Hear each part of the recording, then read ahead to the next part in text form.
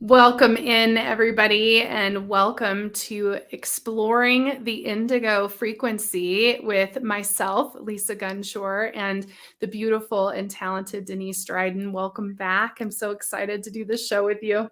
I've been counting the days down. This has been it's just building. And now we're on the full moon, right? So we have all of this frequency beaming on us while we're ready to talk about what does it mean to be an indigo?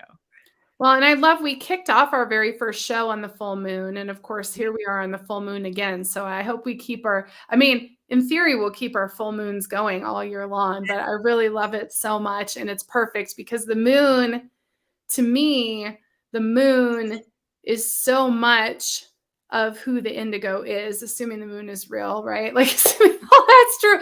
But I mean, or that it's the moon we think it is or whatever. I really, what's funny is I got really obsessed with the second moon. For like a long time. I just wanted to connect with the second moon for like the longest time. Hi, Jason. Welcome in. So just want to remind everybody who is joining in on the live, please ask questions. Please share, because this is like our indigo laboratory and we're just exploring and learning, and Denise is like our guide and our expert, and then all of us that are indigos here with her, like soaking this all up. So I want to hear from you guys. I'd love to hear what's going on with the new moon, or the full moon, sorry, and how you're feeling. And Denise, how are you doing? And are we ready to dive in? I am so ready to dive in. We were talking about the moon, and I was listening to Carrie Cassidy last night. I was just doing it something mindful, mindless, and listening to her and going like, and she said this one thing, it just went by and caught me, which is, our conscious is only 10 to 20%, and that all of the wealth within us is in our unconscious. And the moon is connected to our unconscious.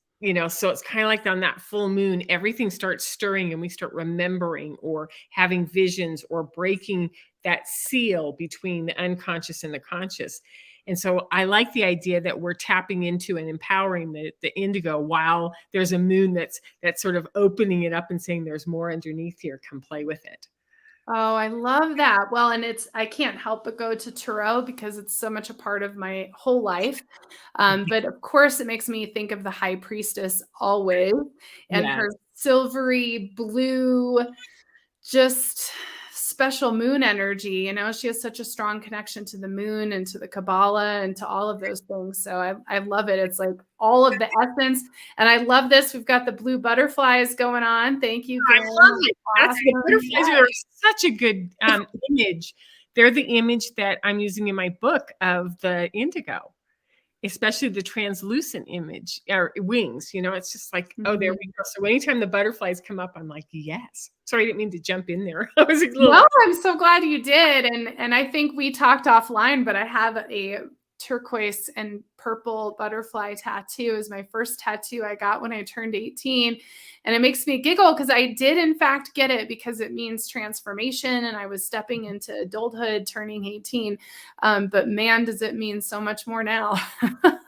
Yeah. Well, I just love these comments. So last time was our first one, and we talked about basically, what does it feel like, when we use some of these words to describe, and we introduced the idea that, the indigo's a seeded frequency, and that it was seeded on purpose here on Earth in order to sort of break some old densities, some old oppressions. And that is a task that has been a bit daunting, right? When you really think about it. And that, and if you want more information on that, you can go back and watch that one, because we really were very succinct in some of the words and descriptions.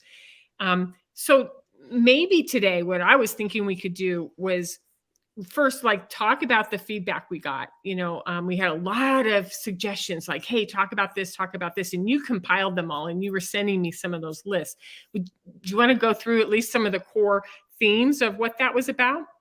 Yeah, for sure. I think the number one thing is so many of you guys connected with what we were talking about. So we clearly are reaching the indigos. That's That's what we want to reach, are these indigos back here, and have you guys really get connected with us and start to explore who you are. And also it feels like this gathering of this warrior energy. So there was a lot of great comments of just, wow, I really am experiencing that.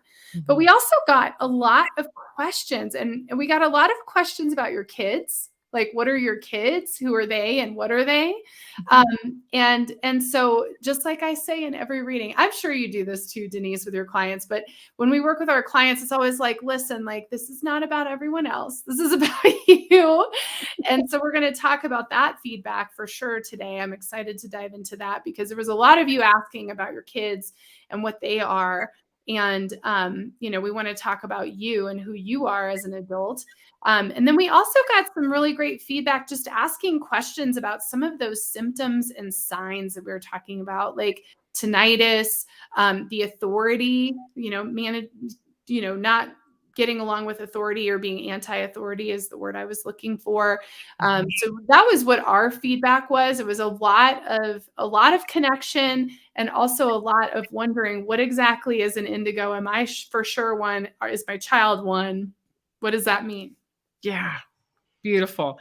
And what we noticed when Lisa and I were talking about the feedback was how easy it is. And I'm like the first one to say it was like, oh, how do I explore this for my partner or for my child or for, like move it out and move it over. And excuse me, I just started to cough a little bit. What I noticed is that it's trained within us to bypass ourselves. So it's almost like move it out and move over into the external. And that is the pattern that has been in place with us as indigos from the time where we were born. And primarily, I'm going to always say, because if you can get us out of our body, out of holding our frequency, out of our full attention, then you break some of our power. And so that's what I want to really pay attention to, is that external basis. Like, how do we bring it back in tonight and say, so let's talk about you. Let's talk about what you were like as a child. Let's talk about what you must have experienced with your parents in school, in work, your intuition, your ability, your rebel ability against authority. And so let's just dive in on that part. That's where I want to go, is what resides in you. And so that we can, talk and validate and look you right in the eye and say, as an adult indigo, we see you, we get you, we know what we're doing with this conversation. So let's empower it and start to chisel away at some of those old patterns and those old pieces that keep us from being as strong as we really are. Yeah. Well, and I'd love for you guys who are watching right now to share in the chat some of these things that come up for you, because it's kind of like, I always think it's like making popcorn. When we start to talk about this, it starts to activate. I know even after our last show, it really activated some direct experiences that I had in my life, that when I started putting them together with the information that you shared in the last show, it was like, oh my God. So the more that we can all share with each other, the more we activate each other and we start to remember.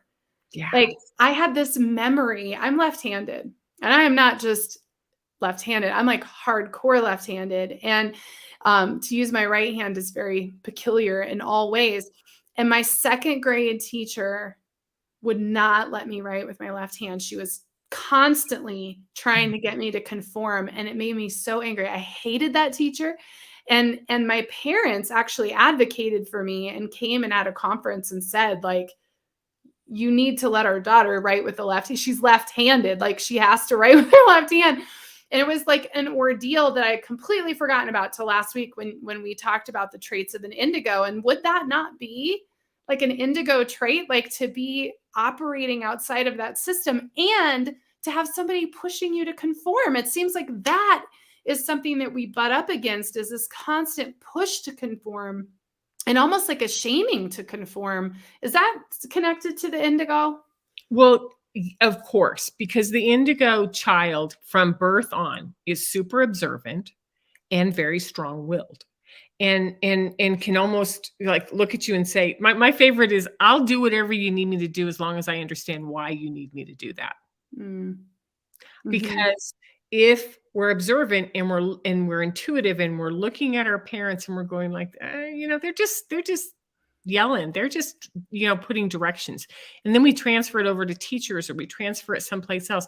Unless we understand why, or at the core that person is asking us in truth, they're representing in authenticity what they need us to do, then we're like totally respectful and we know, yeah, that's what we're going to do. Tara over at Mother's Intuition is like, yes, yes, they are. So very strong-willed, independent, and Garen's jumping right in there. Thank you, Garen. And like no is our favorite word because if we don't want to do something, we go no. And then if there's a pushback on our no, we don't understand why they took our no so personally and why we're in trouble for standing up for something that we intrinsically know is either good for us or not good for us. Yeah. Garen's like, I remember doing this.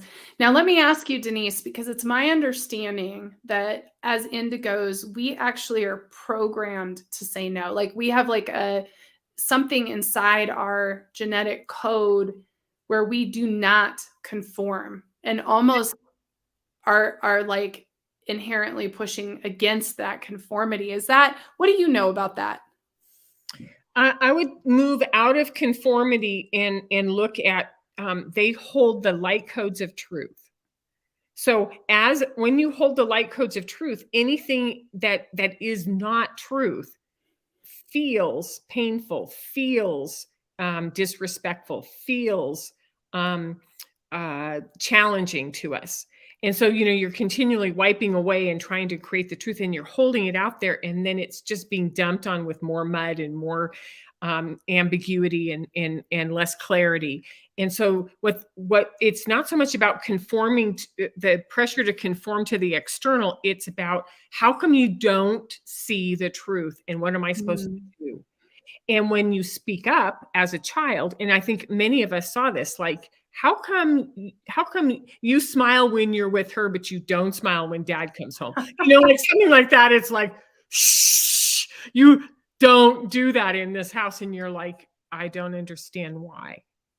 And so those truth pieces, learning the parameters of social propriety and respect and authority is like, no, I'm not going to do that. And we get in trouble for that. Mm-hmm. We get punished for that. We get disciplined for that, for holding truths. Mm-hmm. Garen's like, yep. Well, and it's activating me too, that what you said about like, because we see truth, like what you're saying about like, why are you this way and why are you that way? I feel like there's the immature emotional indigo, which I have definitely been in this lifetime at one point or another. We really it starts to ingrain that codependency habit where there's almost some gaslighting because you're like, I see this thing, but you're like 8 years old and you're being told, no, you don't see this thing. No, that's not what's happening, when really they're just trying to hide something that we see. And then it's like a whole process of unraveling. As a mature indigo, you have to unravel all of that, it seems like. I'm curious how many of you guys out there have been there where you were gaslit for what you saw, felt, believed, and then you have to unravel that later because it creates these patterns. Mm-hmm. Kind of checking to see who's going to jump in there. I know. There's like 3 main things that happens to the indigo child. One is that they are going to tell the truth. We know this, right? They're going to say, so what about this? How come the rules, you treat my brother this way, but you say this to me? They look at inconsistencies. They call it out. So one is that they either learn how to manage, they become a little bit mature, or they become mature faster and they learn how to move around and navigate, right? Mm-hmm. Or they go to rage. And so, you have that temper tantrum. You have the energetic, explosive, strong-willed child. You have the one who's like, hey, you're not going to listen. I'm just going to blow this family system up. I'm going to blow up the dinner. I'm going to do whatever I need to make sure that everything's scattered. And then the third one is what we saw a lot of when we talked about this in the first show, was that it slowly wears down, which is like, I don't know what to do. And so our self-esteem, our self-confidence, our doubts, our hiding, our victim energy starts to become really big. Because, and especially if there is a propensity within the family system to use power as a discipline tool. And so have that patriarchal power dominant because I said so, or that if I need to look, if I give you that look one more time, you know you're in trouble, or go pick out which utensil or which discipline tool you want this time because you're going to get a beating. You know, these are the kind of things that the indigo starts to brace and move around to avoid. So it's avoidance, it is management, it's manipulation, it's outbursts, and it's all this strong-willed, like, I don't know what to do when I have to be compromised constantly. So that's how, like, the child thing. So it seems like, you know, we can look back in our past and say, was I one of those loud, you know, break the rules, no, all the time, or did I, you know, get into that hovering down and even becoming small so that I don't rock the boat. Well, I'm loving these comments. So first off, Garen saying rage was his. I'm right there with you. I'm Irish Catholic psychic girl. And Miss Ashley says these are wonderful points for sharing. And then, Ashley. Yeah, and then Tracy, welcome Tracy. She says, I'm late to the game, but oh my, whatever you're talking about is my childhood. I love this. We got a great question. Do indigos conform to gaslighting? Or are there levels? I have experienced children and adults who refuse to be gaslit and they don't seem to ever get entangled, but they will just blow things up. If there's a high level of intuition and confidence and skill sets, let's say you're really slick and you're witty and you can see things happening. I have a client whose brother's like that. He just moves around. We call him the Artful Dodger. Right? He just sort of doesn't let anything stick on him. That's when the gaslighting doesn't stick on that kid. So I was not one of those kids. I was one of those ones who just kept hitting up against the same thing over and over again and expecting a different response because I couldn't understand why my parents were not truthful with me, or what was going on inside of them that was creating that behavior in them when they wouldn't talk about it. So they had all these secrets and they had all this withholding, and it was very hard to navigate in the house. So there was gaslighting going on because if I pushed too hard, then there was something wrong with me. So Tara, yeah, you know, there is that gaslighting that goes on. Yeah. Well, and that's interesting. I'm with Garen, like with the rage piece for sure. I had and have a temper. And I was just sitting here thinking while you're talking, I don't really remember being gaslit ever. I think it helped because I'm multi-generational psychic. It helped. There wasn't like oh, you're not what you're saying. It's like bullshit. You know what I mean? It wasn't like that. But what did happen is there was a lot of just stop talking, like stop, just don't go there. So there was a forced suppression or a hiding.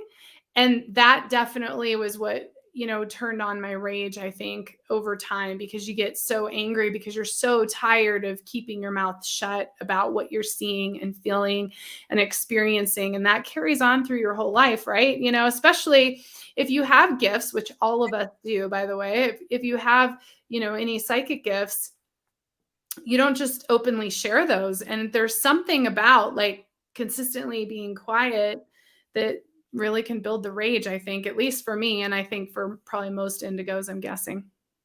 Well, and if you're out of alignment with your family system, let's say your parents are they're doing the very best they can. They've done what their parents did, or what they read in books, or what they see in television, or what someone tells them, right? You know, don't let your daughter talk to you like that. You know, she's too strong. You need to break that girl down a little bit, right?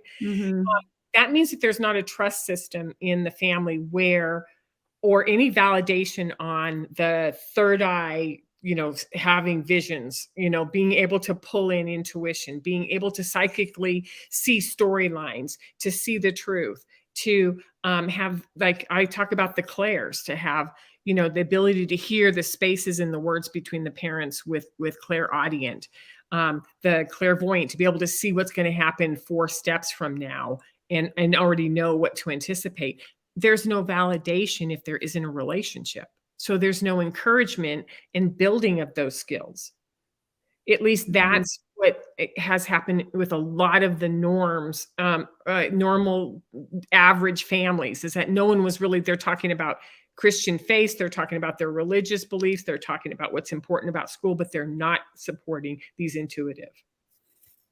Look at all of these folks here who are experiencing anger and couldn't experience their emotions. Mm-hmm. That's pretty intense for everybody out there. I mean, really, here's what I'd love to do, Denise, because it's fun for us to look back at our childhood and connect the dots. Right. However, we noticed so many of you guys are trying to connect the dots for your own kids. And so I think it would be fun to shift gears a little bit and talk about what it's like to be an indigo as an adult. I think that would be great. And I know you're down. And I was looking at this list and I think I would be curious. I don't know if this is where we want to go, but I love the whole concept of talking about how we manage work and career, because as adults, as indigos, man, is that hard to have work and career, especially in the matrix system. Well, okay, so let's go school and then work, because in school, that traditional model doesn't work very well. So we are creative, we're problem solvers, we have clarity on bigger picture stuff, and we have systems and codes within us that work really well. So in school, we hit walls or we move with it, and then the same thing happens with work. When we're not going to be the 40-hour a week, or put your 60 hours a week in, get your gold watch, have a partner, 2 kids, and a white picket fence. That's just never going to appeal. Or we might try it on for a while and go, well, that was fun. Now I'm done. I might do it a couple times thinking it gets different, but we're not going to approach things from an institutional or an expectation way. So what I noticed about work is that we're entrepreneurial. We're self-directed. We like to lead, or we like to work by ourselves. But if our ability to get recognition or to be seen or heard is dependent on teamwork, and the team is off, you're like, I'm not doing this. I'll quit the job before I do this kind of teamwork. So is that what you're experiencing in work? How many of us are entrepreneurial? How many of us have hit the wall with some of these work parameters or expectations that are old systems that are on their way out? Yeah, well, I was one for sure. And yeah, so Tracy was responding very intense about just everybody dealing with anger. And Barbarella said, I felt like I didn't belong. I felt like I was adopted, which I bet many indigos can relate to. And so, yeah, I'd love to hear from you guys about what Denise is asking about here. And I know for me, I recognize now that my 20 years in fashion retail, while it's a system, retail is its own animal. And so I think it served me as an indigo because, you're kind of it's not a Monday through Friday, 9 to 5. It's not boring. You're doing a lot of different things and you're working with a lot of different people. However, managing teams I'm great at, but being managed was not fun for me at all. Oh, I love this. So Denise, the other Denise, Denise Maple says, I've been entrepreneurial since I was a teen. I've been finding ways to be independent ever since. And Garen again agreeing. Yeah. No. I've worked outside the norms. I tried teaching. I made it through 3 years. And then I was like, I'd rather do one-on-one tutoring or teaching. Every time I went in, if I didn't have the autonomy to do what I wanted, it didn't work. Now, there is one thing that I want to bring up, and I think you and I have talked about this off camera a couple of weeks ago, is that if you want to look good as a boss, you get yourself an indigo and you make a lot of promises and you give them the autonomy to work and they make you look good. because Mm. we're hardworking, we're outside the box thinkers, we're trying new ideas, we're throwing things in. So we grow people in their positions, we grow above us, we grow companies, we grow theories, we grow restaurants, we grow things for other people, and they love us, but they don't give us anything, any recognition for it. Yep. Tracy says, light bulb, my current employer loves me because I fix things. I'm sidestepping what I need. I'm working for the government and it is suffocating me. I don't know how you're doing that, Tracy. You're working for the government. I don't know. Oh, but you're right. As long as my best bosses were the ones who let me do my thing, and my worst bosses were the ones who did not let me do my thing. And I changed my store's look and design as much as I changed websites. I was constantly changing everything. But that's what people love, is that how are we as Indigos as change agents? I think of myself as a change agent, but is that an Indigo thing? I would say not necessarily by nature, but more by survival. There's boredom, repetition, redundancy is sort of the repetitive energy that saps the Indigo who's got to hold a frequency and sort of beam it out there already. So new challenges, new frontiers, new opportunities, as long as they're not too big and too often, then those are also exhausting. So it's sort of like there's this balance in between. So catalyst for change. There is a piece that shows up when we're Indigos as adults, is that we are creators and destroyers at the same time. So we can come in and we can, just by sitting in a board meeting with a new team at a program, I could watch it just go like this on all the things they were doing well, and everything that wasn't working would just start coming up, and they'd go like, ever since you arrived, this place has been falling apart. And I'm like, and it has nothing to do with anything I touched or did. It's that I hold the energy of integrity and truth, and that is not in integrity will start to dismantle. So we are destroyers and dismantlers as much as we are creators and catalysts. And we hold both of those at the same time.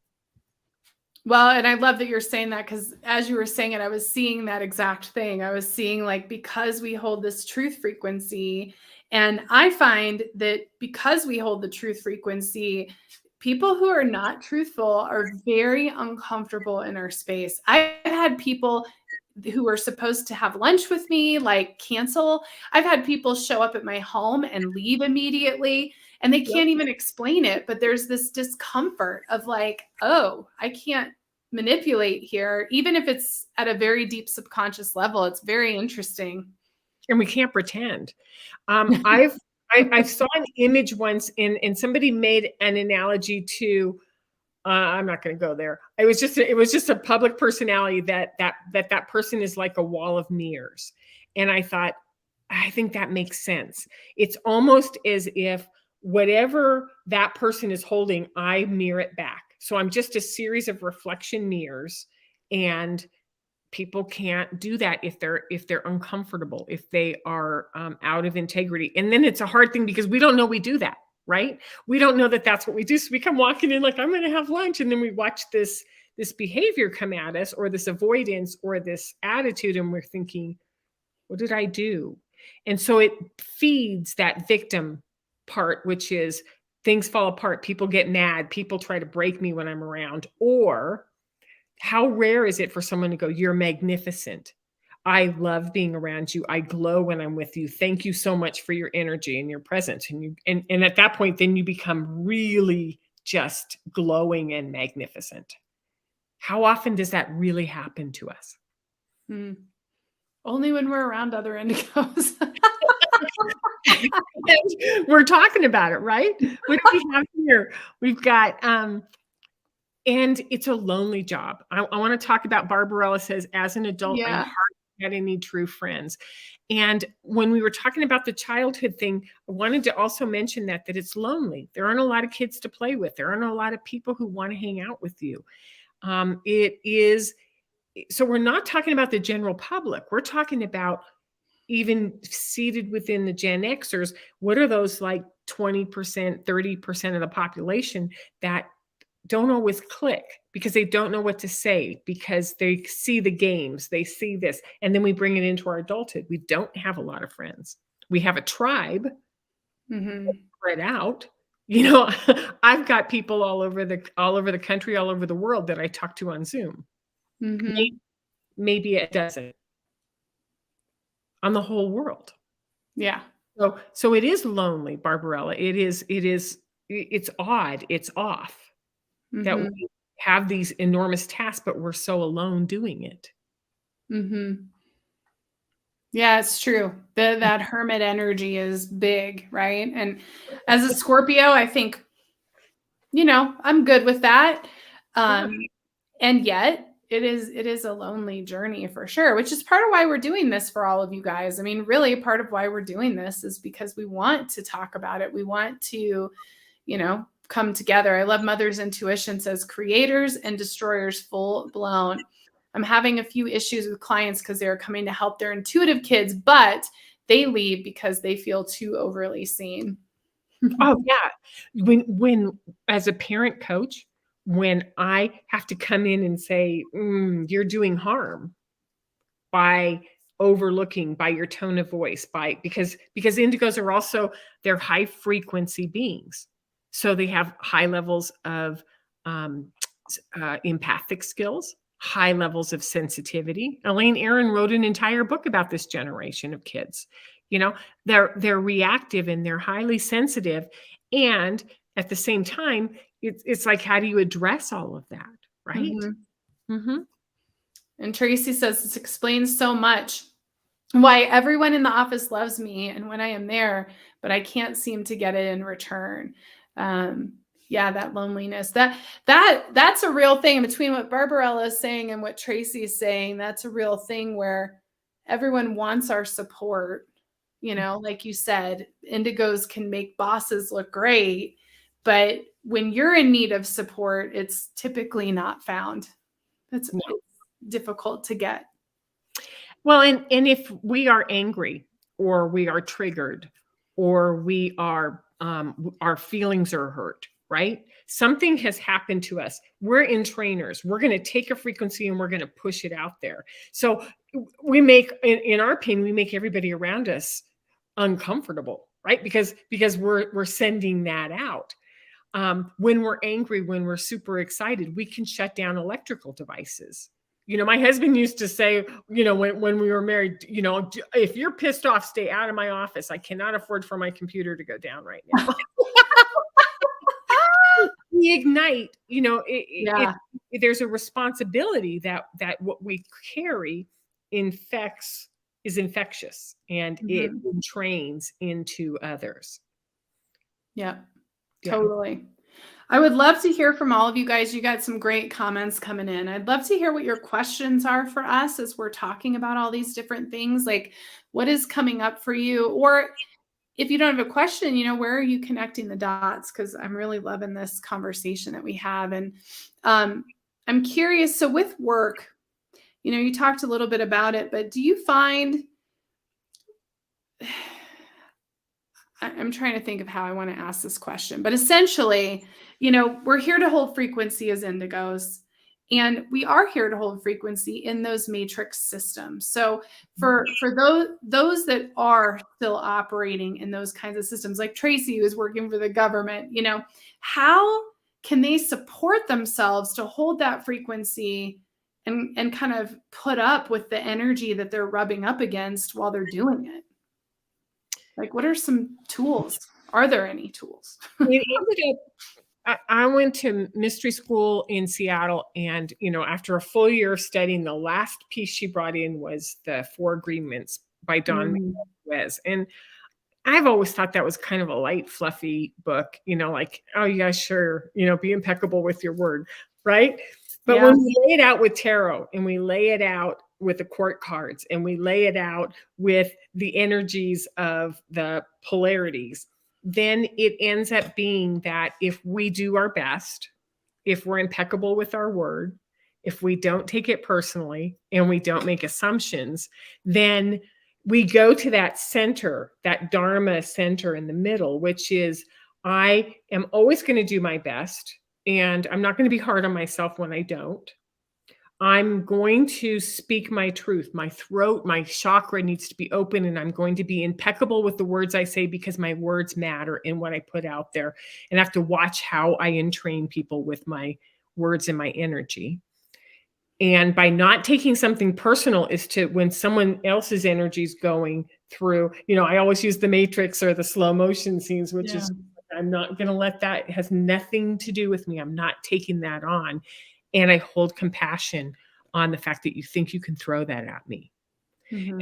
That is the hardest part, because taking it personal and making assumptions are where the princess and the queen, that's where the feminine energies on our planet reside, is how we take things personally and how we are jumping ahead out of our anxiety and our mental constructs to make assumptions so that we're prepared. And those two are the ones that we're struggling with the most. It seems like we know how to do our best, and we know how to not break our word.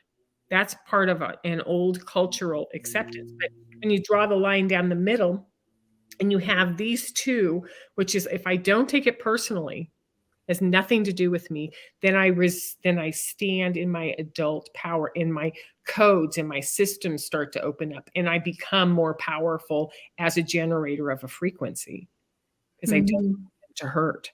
And I'm not crunched up in contraction, looking ahead, trying to figure out what's going to happen. I'm not future tripping or making assumptions. I'm simply trusting, because the queen is where the prince, the king, the queen, all of these come to that wise woman, that sage, over assumptions. And that's where you trust Earth, you trust life, you trust the world. That's the indigo power, when we trust. And we were born into and raised in systems where we don't trust the earth, we don't trust the world, we don't trust people. So that's our growth edge as indigos. So this book ends up being something so much more powerful than I would have thought. And I'm doing a lot of coaching on how to understand when we're triggered, when we're taking it personal, when we're future tripping and making assumptions. Well, what you just said was so beautiful. I mean, it was really beautiful. And I'm going to remember 38 minutes, you guys. I'm going to remember that, because it was just beautiful. And it makes me think, it goes back to that victim triangle. I think, we've talked about this on air, I think, and off air, that, as indigos, we get in that victim triangle, the victim savior, the victim narcissist. We get stuck in this cycle and this pattern because we do take things personally. And when somebody isn't being in truth or aligned with their truth, and we see that they're out of it, we're either trying to rescue them or we're a victim of how they're behaving. And it really is the most profound healing journey as indigos for us to learn this compassion. I have this vision in my mind right now while we're talking. They're showing me an image of, all of us as these like warriors with the, they're showing me very medieval, with like all the armor and the helmets and everything. And that we have this sense of being all powerful and all knowing and being leaders. And we come into this world to learn compassion. And the best way for us to learn compassion is to be placed in that victim triangle and then have to remove ourselves from it. There's no one to save us from it but ourselves. And it's so profound. To me, it's just so profound to understand that as an indigo, because once you understand that, it's a lot easier to come out of that cycle. Once you see, oh, I'm actually this strong, powerful, wise being, and I'm meant to, just like I'm generating frequency. And as generating frequency, it's very important that I step into an emotional maturity that maybe most of us haven't been in or didn't want to be in, because we're used to these human patterns, which have nothing to do with our soul.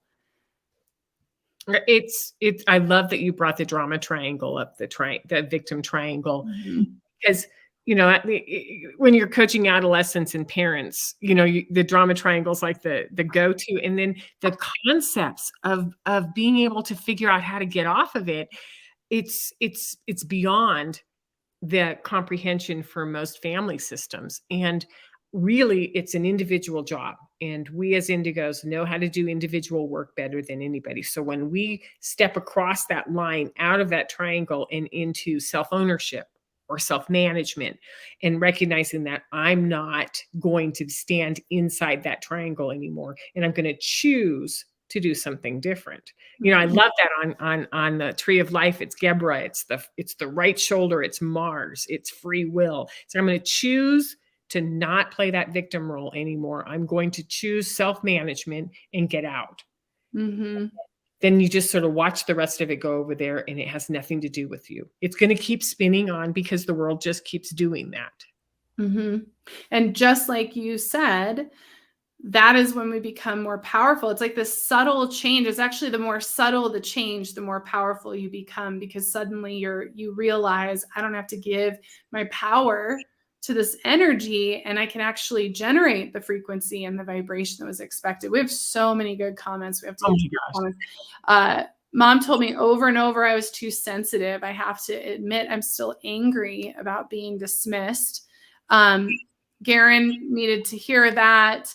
Ashley, I'm going to get to your comment or your question last so we can answer it. Tracy said, I've learned most of that myself out of survival. I would love to know more of what attributes may be lurking in the shadows that I didn't even know are there.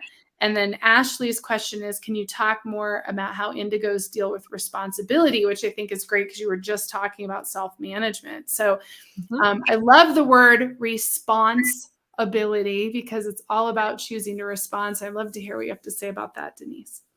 Well, responding, to be responsive, is a feminine energy. We are receptive, we are responsive, which means that something comes in and we mold around it or we let it go. We don't attach and try to change it. So the responsibility is that we take care of ourselves first. And we talked earlier about maybe using the oxygen mask analogy, and now it's like the perfect time, which is, when the oxygen mask falls in the plane, you have to make sure that you're strong enough to be able to help others. So you take responsibility for you first, because ingrained in us are these dormant codes. Ingrained in us is this fierce commitment to changing the world. We are scientists, we are masterminds, we know how to do this, but we have to learn to forget the pains, the repetitive sentences that we heard from our parents, like you're too sensitive, or in my case, if you would just keep your mouth shut for 1 minute. And I was thinking, wow, watch how these things just shut you back up, and then they cripple us, and then we stop participating. So our responsibility is to let those go. They don't matter. And we can do that in some arenas. We can do that with noisy restaurants. We can do that with television commercials or programming. We can do that with children when they're upset and they're just noisy in the house. But we can't do that with ourselves. So how do we learn to do that with ourselves? Pay attention and just take care of this first. So responsibility comes here first, and then outside second. Hmm. For Yeah, the if I were a leader in a war and I knew that there was this whole group of energies that held the blue ray frequency that was connected to their throat chakra and the sword of truth, then I would absolutely place them in consistent situations in which their throat chakras are closed down, suppressed, and not able to be at their full power. And for me, knowing that and understanding the art of war in this case, it creates this empowerment to step into that responsibility space and move past being a victim, because we must step into who we are at this time. There is no going back. Like, we have to do this. We want to do this. We chose to do it. This is why we're here. That's why all of you guys are listening right now. We came here to do this, and we don't want that to hold us back anymore. We can't allow that to go on. And so becoming aware of where we're being suppressed in those areas, like you're saying, and understanding how to step into a space where we can take responsibility, come into our sovereign selves, be in choice. The sooner we can all do that, the sooner we can move past all of this transition. Well, and I'm a historian. I like stories. I like learning how the story started or where it took its little turn and whose agenda was moving it around. I love that stuff. So when I figured out that the arrival of the Indigo was something that threatened those that had control of our planet, those who held authority, then there were things that were implemented, like the American education system of putting kids in school 5 days a week, 9 months out of the year, over 12 years, so that they would have an inbred response to authority. They would always have a reaction to authority after 12 years. Putting fluoride in the water, which shuts down the third eye, silencing anything feminine, any intuition, any truth telling. These are the kinds of things that when I realized that by intention, our indigo energy was so threatening that it had to be shut down from the late 1960s all the way forward. Which, when I know the story now, I smile and I go, well, screw that. I know exactly what I need to do now. So then I go to the sides and I start playing the fringe and I start moving around, and I find that I'm more powerful because I'm not pushing up against something and saying, why are they doing that? How come I can't fit in? I go, of course I don't want to fit in. That system is trying to get me and us, and I'm going to outsmart it.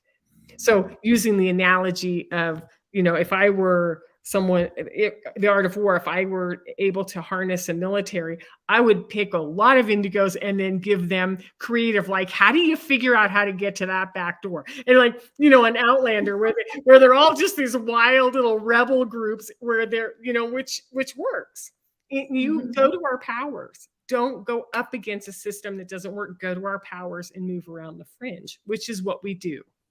We're confident. And we're adults now. We're in the 35 to 60-year-old range, which means that we are viable. We have our training. We have our resources. We're powerful. So when we can remember that we're Indigos and we're in positions of authority now, positions of power, we're so much more effective. As we awaken each adult on this show, and each one who watches this, and everyone who says, I know how to do this now. This is what I'm here for. Makes sense. It does. And it's why all of us Gen Xers love Star Wars, because that's what Leia did. Leia and Luke and Han. I mean, this is why we love them, because they were part of the rebel force. And they were showing us through those movies what we are meant to do. I mean, truly. They were helping us remember those codes inside of us, those assignments, those frequencies. And, it didn't matter if we ended up being Star Wars geeks or Star Trek. I mean, I've got this whole entire collection back here of all the Star Treks. Like, how do we remember that we came here and we're here on an assignment and we're here to do a job? So let's do it. Let's break the rules and do it. Yes. Oh, I love it. Daydreaming. I like that. Daydreaming in class, lucid dreaming at night, stories dropping in and not knowing what to do with those. This is just the encompassing power of the Indigo. Tapped in, holding a frequency, able to change things without effort, and manifestors. So how do we own those things? Well, yeah, that's the thing, is like, how do we excavate the gifts? Because it's very easy to look at the shadow aspects. Like, I see a lot of didn't feel like we belonged, the loneliness and that kind of thing. And so I think, my question is, how do we excavate our gifts and activate and turn on the frequencies and the vibrations and what we came here to do? And I mean, that's part of this conversation, but like, to me, it's more important for us to look at that and let those shadow aspects kind of dissolve away. Yeah. The two words that come up in my coaching constantly is neutralize or normalize, right? Normalize, I'm sensitive. Normalize, I'm empathic. Normalize, I react energetically to things. Normalize, I had a painful past. Normalize it, right? And empower. So when you normalize and when you empower, then you totally take the charge out of some of those shadow pieces. You're not ignoring them. You're not saying they're not there. You're saying, of course, that's what that compiled everything that I am today. And empower, which is to keep talking about the things that you do well, keep talking about the things that you shine at, keep, empowering other people. And so, to walk someone through an empowerment statement, we're not used to it, which is, being able to say, not just, hey, Lisa, I love you, or I like this show, but to be able to say, Lisa, the way that you articulate words is magnificent. I could listen to you all day long. That's when it's like, I'm seen, I'm heard. And so when we can empower each other by noticing what that other person does, noticing what we do ourselves, then we normalize the painful past or the issues or the conflicts or the battles, and we empower our skill sets. And we say, of course, this is who I am. Mm-hmm. So those are the two words that end up being the thing that pulls us out of a reactive childhood or addiction, distraction, pain-based, and puts us into a frequency of power. Beautiful. So good. And everybody's like, same here. Hell yes, I'm ready. Makes sense. I love it. Yeah. Like, rallying the troops, like that's what we're doing. It's like getting all of us light warriors together so that we can hold those frequencies and change our planet, which is happening every single day. And if we're normalizing things like our feminine skill set, right? How do you say something in the middle? Like I was with the coffee, I was standing at the coffee stand today, and I said, I just, my guides are telling me that I better not do coffee today. And, like, it's kind of like watching them go, you're what? And then other ones are like, yeah, of course you can't do coffee. How many of you have already? And so you normalize it. You put things out there like they said, or my guide said, or I'm getting a feeling, or I've got images in my head of this. And so we start to bring it out and we normalize it constantly. I love it. I love it. That sounds like a great homework assignment from this show. Is what can you normalize? What can you put out there? What frequency can you hold? Because we're going to come back in a month, and I would love to know, what is your intention tonight, all of you guys who've been watching, for the next month as we go forward. And because we barely talked about a single thing on our list. Time just flies in here. It just I've got 3 pages. We've got through halfway through the first one. I love it. I love it. And I'm doing a new thing, everyone. I really am excited about it. So I'm going to post this show on my blog, on my website. But I'm going to share just a few of these traits that are on your list, Denise. And I would love for you guys to think about it, to comment about it, to kind of, this is like an ongoing discussion. So we can actually treat this show and the space where you can comment for the show, whether it's YouTube, whether it's Denise's YouTube or Facebook, no matter where you're at, as like a working document for all of us. Like, how are we working with this energy? So I'd love to hear from you guys before we close. Like, how are you going to hold the energy? How are you going to hold that frequency?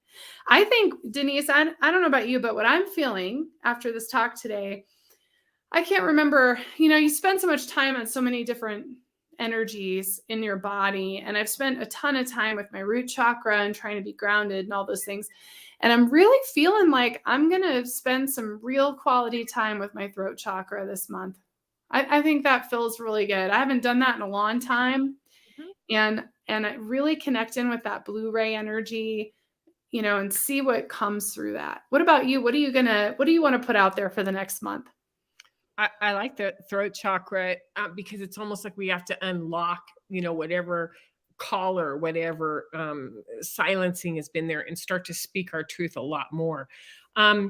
What I'm noticing for me is that the more I pay attention to grounding, like actually dropping the arches of my feet down on the ground and saying, like, I'm kick-ass at holding when I ground. When I'm up being airy fairy and I'm out here, I'm not holding a frequency as strong as I am when I ground. So for me to keep going, bringing my hips, my legs, my feet down into the ground and going like, I'm holding frequency right now, and imagine holding frequency in whatever room or space or state or country or world I'm on, is to use it through grounding. I love it. I love it. And we have, so Garen says, I've been working on solar, sacral, and root. And Barbarella says, so far, I'm not feeling alone. So that's great. But yeah, you guys keep sharing what your intention is, what you're going to hold, because Denise, we've only scratched the surface. To do this every month for 9 more, and we're going to talk about our bodies, we're going to talk about illnesses, we're going to talk about ways to keep our bodies healthy, we're going to talk about codes and gene codes and light sapphire lights, light codes. We're going to talk about it all right now, just to leave it with, we have dormant codes inside of us that are getting ready, if not awakening now. And so we've been holding them since birth.